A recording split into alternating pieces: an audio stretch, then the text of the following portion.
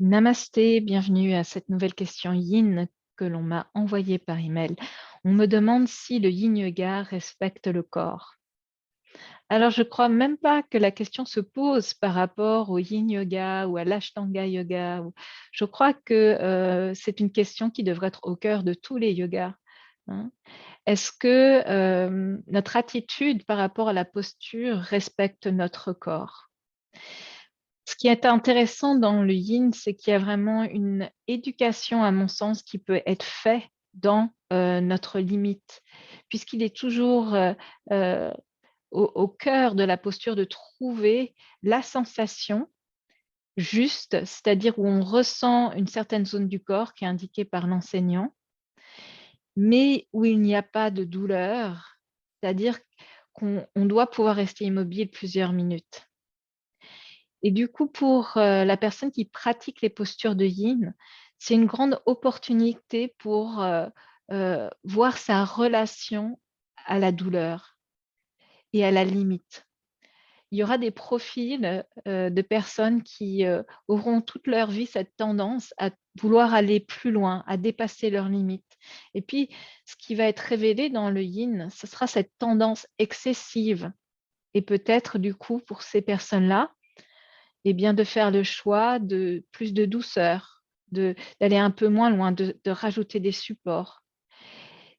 Pour d'autres personnes qui ont un profil inverse, ou peut-être dans la vie, il y a toujours la recherche du confort, de ne pas trop pousser trop loin, eh bien, le yin va les inviter à se rendre compte de cette tendance à être trop dans un petit cocon, à ne pas aller pousser un peu plus loin.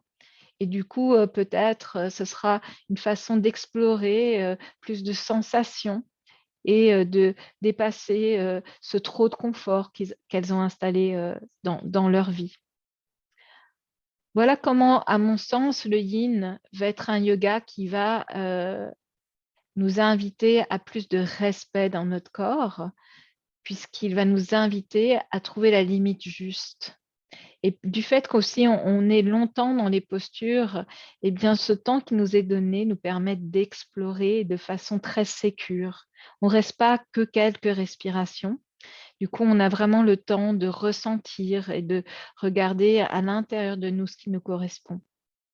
Et je vois, en tout cas, dans mon expérience personnelle, à quel point cette attitude de respect et d'écoute de soi dans le yin après se retranscrit dans d'autres pratiques plus dynamiques. En tout cas, c'est le témoignage que j'ai eu de beaucoup de gens qui, après les formations de Yin Yoga, voient comme dans leur pratique plus dynamique, il y a un vrai changement. Il n'y a plus du tout la même approche de la posture.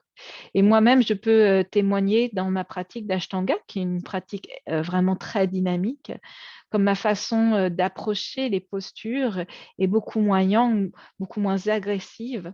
Et même si cette pratique reste très physique, il y a une façon d'aborder la posture qui est très yin, qui est beaucoup plus respectueuse de mon corps et de ses limites.